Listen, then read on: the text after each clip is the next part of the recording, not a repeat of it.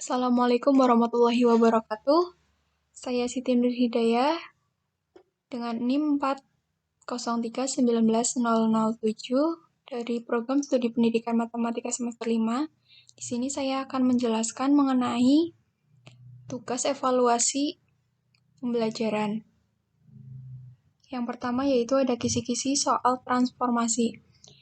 Di mana di sini untuk satuan pendidikannya yaitu untuk SMA ya, matematika kelas 11. Ada 20 soal, yaitu 15 pilihan ganda dan 5 isai. Nah, yang pertama yaitu ada nomor dan standar kompetensi, kemudian kompetensi dasar, materi pokok, indikator, nomor soal, bentuk soal, jenjang kognitif, dan bobot soal. Nah, yang pertama itu standar kompetensinya itu mengaplikasikan transformasi geometri dan komposisi transformasi yang dapat dinyatakan dengan matrik. Dengan kompetensi dasar yaitu menganalisis transformasi dan komposisi transformasi dengan menggunakan matrik.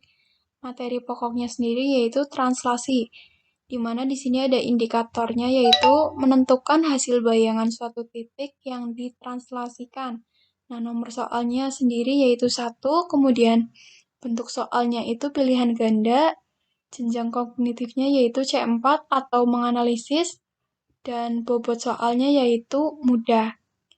Nah, untuk selanjutnya bisa dibaca ya. Di sini ada materi pokok refleksi, rotasi, dilatasi, dan komposisi transformasi. Nah, setelah kita membuat kisi-kisi, kemudian kita membuat rancangan soal. Nah, di sini ada 15 soal objektif atau pilihan ganda dan 5 soal isai. Di sini yang pertama ada nomor soal, indikator soal, bentuk soal, jawaban soal atau penyelesaiannya, dan skor. Nah, jadi nanti kalau setiap satu soal dijawab dengan benar itu, maka akan mendapat 2 poin. Itu untuk yang pilihan ganda. Kemudian, untuk yang esainya itu, poinnya berbeda. Di sini untuk nomor 1 dan 2 itu, kalau menjawab benar, poinnya itu ada 10. Itu untuk nomor 1 dan 2. Kemudian, untuk nomor 3 dan 4 itu, poinnya 15. Dan yang terakhir, yaitu poinnya 20. Itu untuk nomor 5 esainya.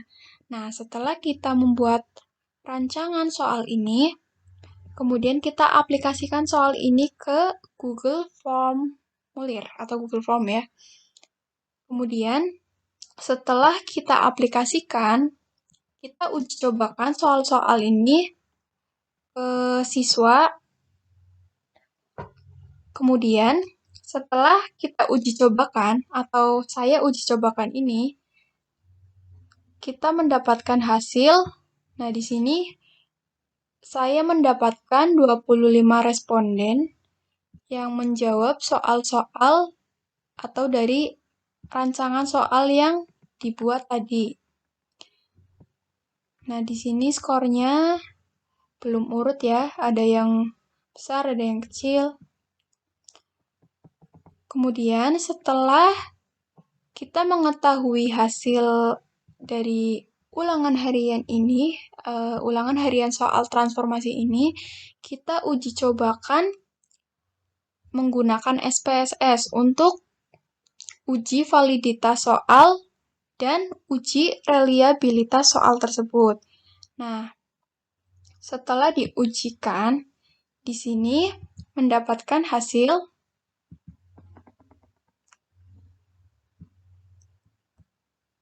Nah, bisa dilihat ya.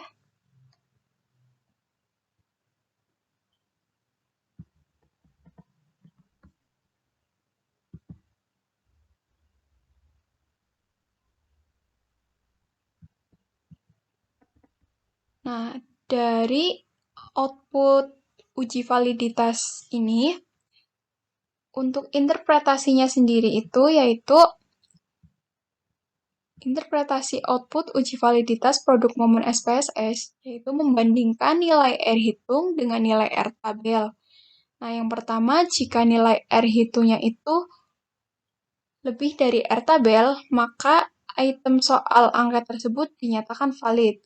Kemudian yang kedua itu, jika nilai R hitungnya itu kurang dari R tabel, maka item soal angka tersebut dinyatakan tidak valid. Nah, dari output uji validitas ini didapatkan nilai R hitung berikut. Nah, ini ya, nomor 1, 2, sampai dengan nomor 5 isai. Kemudian didapat R tabelnya itu 0,396. Dari mana? Dari nilai derajat bebasnya itu kan 25. Kemudian untuk nilai signifikannya itu 0,05. Nah, titik temunya itu ada di R tabel ini, yaitu 0,396. Nah, di sini kan karena nilai R hitungnya itu lebih dari R tabel, maka keterangannya valid. Sedangkan untuk di sini nilai R hitungnya itu kurang dari R tabel, maka keterangannya tidak valid. Nah, selanjutnya ada uji reliabilitas. Nah, di sini didapatkan interpretasi output uji reliabilitas alpha Cronbach dengan SPSS. Yang pertama ini ada tabel output pertama yaitu Cache Processing Summary. Di mana di sini kan valid 25. Karena apa? Tabel output di atas ini memberikan informasi tentang sejumlah sampel atau responden N yang dianalisis dalam program SPSS, yakni N sebanyak 25 orang. Nah, karena tidak ada data yang kosong, dalam pengertian atau jawaban responden ini terisi semua, maka jumlahnya itu valid adalah 100%. Kemudian, tabel output yang kedua yaitu ada reliability statistik, yaitu nilai alpha Cronbach-nya itu 0,648. Nah, jika nilai alpha Cronbach-nya itu lebih dari R tabel, maka kuesioner ini dinyatakan reliable. Kemudian yang kedua, jika nilai Cronbach alpha-nya itu kurang dari R tabel, maka kuesioner ini dinyatakan tidak reliable. Nah, karena nilai R tabelnya itu kan tadi 0,396, sedangkan nilai Cronbach alpha-nya itu kan 0,648. Maka, kuesioner ini dinyatakan reliable. Nah, kemudian di sini ada tabel output ketiganya, yaitu item total statistik. Nah, setelah kita mengujikan, tadi uji validitas dan uji reliabilitas soalnya, kemudian kita menguji taraf kesukaran atau tingkat kesukaran soal-soal.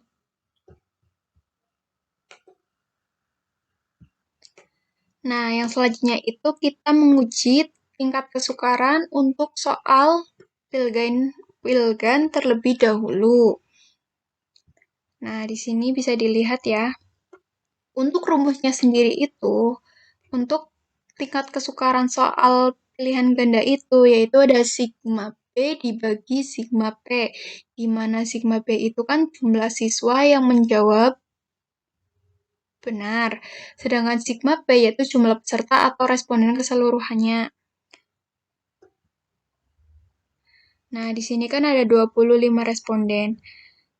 Nah, kemudian di sini itu ada jumlah siswa yang menjawab benar. Nah, karena di sini itu kan poin soal pilihan gandanya itu jika benar itu kan poinnya 2. Maka untuk mencari jumlah siswa yang menjawab benarnya itu kita tarik dari sel C12 sampai C36 ini, kemudian dibagi 2. Nah, setelah didapatkan hasil ini kita bisa tarik ke kanan ya, sampai 9 ini. Kemudian untuk sigma P sendiri itu kan tadi jumlah peserta atau responden keseluruhannya itu kan 25. Sama bisa ditarik sampai sini ya. Setelah itu kita mencari tingkat kesukaran.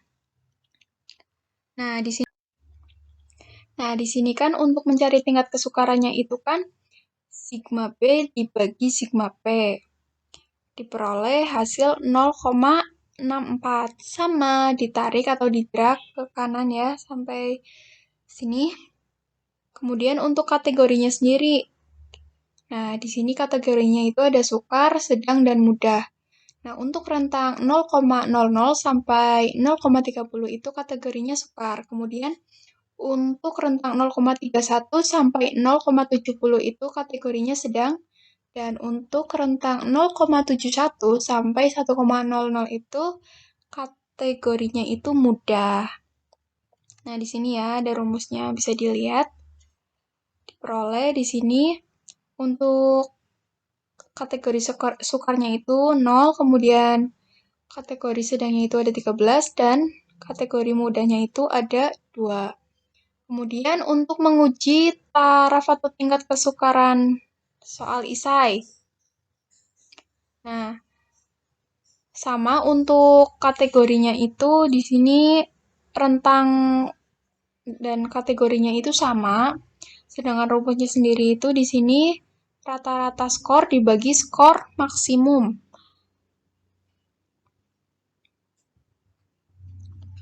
Nah, di sini kan rata-rata skor dari masing-masing soal ini didapat ya. Di sini dengan rumus average, kemudian tarik dari sel 47 sampai sel 71, enter, diperoleh ya hasil ini, kemudian di drag atau ditarik ke kanan. Kemudian untuk skor maksimal masing-masing soal itu di sini untuk nomor 1 dan 2 itu ada 10, kemudian nomor 3 dan 4 itu ada 15, dan untuk nomor 5 itu 20. Nah, kemudian kita cari tingkat kesukarannya. Nah, tadi rumusnya di sini kan rata-rata dibagi skor maksimum. Berarti ini ya, rata-rata skor dibagi skor maksimum. Nah, diperoleh ini hasilnya, yang warna merah. Kemudian untuk kategorinya kita bisa lihat di sini rentangnya sama seperti yang tadi pilihan ganda. Ini untuk rumusnya. Nah, diperoleh di sini untuk kategorinya itu mudah semua. Nah, setelah kita menguji tingkat kesukarannya, kemudian kita menguji daya beda.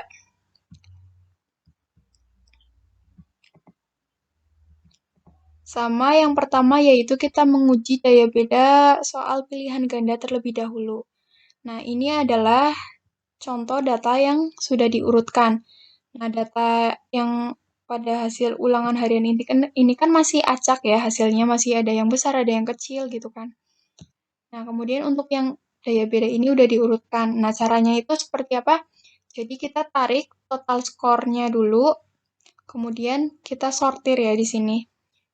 Untuk mengurutkan dari yang terbesar sampai yang terkecil.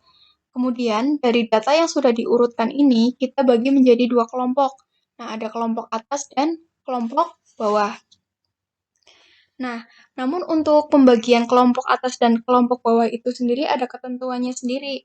Jadi, jika jumlah siswanya lebih dari 30 itu, maka pembagian kelas atas dan kelas bawahnya itu sebesar 27% untuk masing-masing kelas. Kemudian, jika jumlah siswanya itu kurang dari 30, maka pembagian kelas atas dan kelas bawahnya itu sebesar 50% untuk masing-masing kelas. Nah, di sini kan saya respondennya ada 25, berarti kan kurang dari 30. Maka untuk pembagian kelas atas dan kelas bawahnya itu sebesar 50%. Nah, jadi di sini untuk kelas kelompok atasnya itu, di sini saya ada 12, kemudian untuk kelompok bawahnya itu ada 13. Nah, selanjutnya di sini kita mencari proporsi responden yang banyak menjawab soal dengan benar di kelompok atas. Jadi hampir sama kayak nyari rata-rata. Jadi di sini sama dengan sum, kemudian tarik sel dibagi jumlah responden yang ada pada kelompok atas. Nah, sedangkan di sini sama, cuma dibagi dengan responden yang ada pada kelompok bawah. Kemudian tarik ya ke kanan sini sampai 0,31. Kemudian kita mencari daya beda. Nah, daya bedanya sendiri di sini itu yaitu BA dikurangi BB. Atau rata-rata yang tadi pada kelompok atas dikurangi rata-rata yang ada pada kelompok bawah. Nah, diperoleh di sini daya bedanya. Kemudian kita bisa tarik ya sampai kanan sini. Selanjutnya untuk keterangannya itu ada positif. Nah, jika daya bedanya itu lebih dari 0, ya, maka bernilai keterangannya itu positif. Kemudian untuk kategorinya sendiri di sini ada tinggi dan rendah. Jika daya bedanya itu lebih dari 0,3, maka kategorinya itu tinggi. Nah, sedangkan untuk kriterianya sendiri itu ada sangat jelek, jelek, cukup, baik, dan sangat baik. Nah, untuk daya pembedanya di sini, tingkat kriterianya itu sama seperti yang pada soal Pilgan. Kemudian untuk daya beda soal isai. Nah, di sini untuk daya beda soal isai sendiri sama langkah-langkahnya. Yang pertama kita urutkan dulu dari yang teratas sampai terkecil, kemudian kita bagi menjadi 2 kelompok, ada kelompok atas dan kelompok bawah. Nah, untuk rumusnya daya beda soal isai ini, rata-rata kelas atas, sini ya, rata-rata kelas atas dikurangi rata-rata kelas bawah, kemudian dibagi skor maksimal. Nah, diperoleh di sini. Kemudian untuk kriterianya sendiri itu sama kayak tadi, ada sangat jelek, jelek, cukup, baik, dan sangat baik.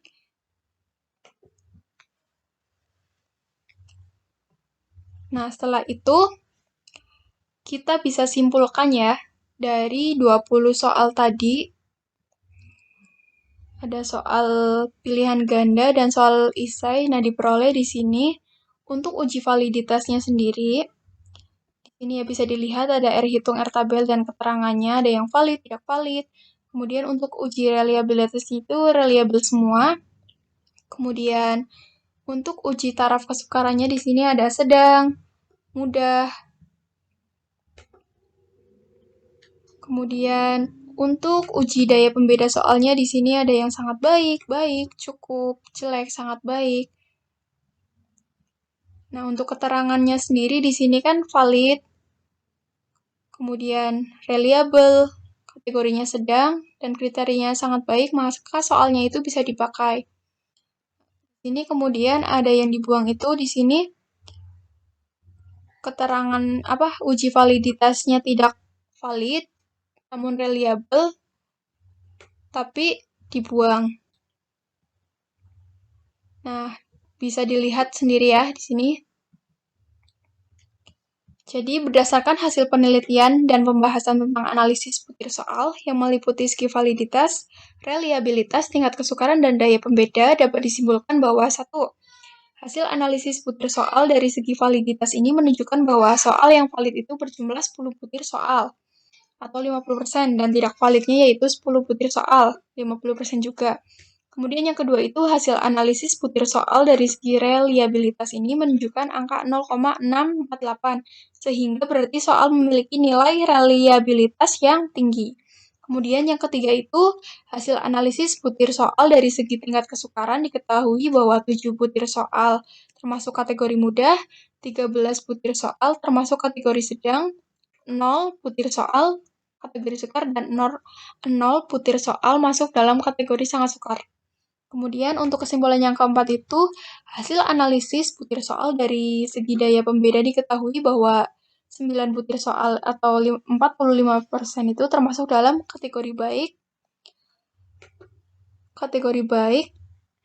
Kemudian 3 butir soal termasuk kategori, kategori sangat baik. Kemudian 3 butir soal termasuk kategori baik, dan 2 butir soal termasuk kategori cukup, serta 6 butir soal ini termasuk kategori jelek. Dan yang terakhir itu 10 butir soal ini masuk dalam kategori butir soal yang harus dibuang. Jadi di sini cuma ada 10 soal yang bisa dipakai. Itu saja yang dapat saya jelaskan, kurang lebihnya mohon maaf. Sekian, wassalamualaikum warahmatullahi wabarakatuh.